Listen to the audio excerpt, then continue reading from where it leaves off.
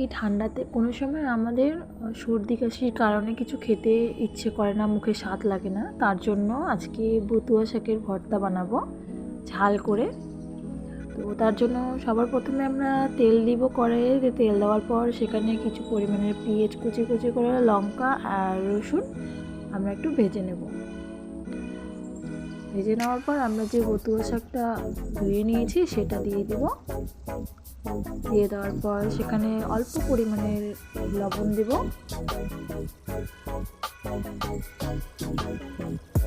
লবণ দেওয়ার পর সেটাকে একটু মিক্স করব, পুরো শাকটাকে মিক্স করার পর আমরা শাকটাকে ঢেকে দেব। জলটা নিয়ে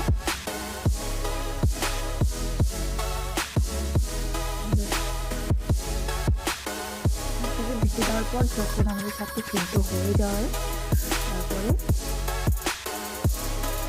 এই শাকটাকে কী করবো আমরা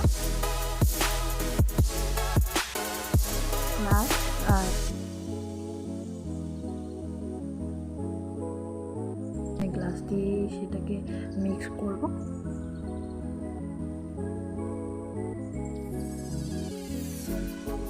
মিক্স করার পর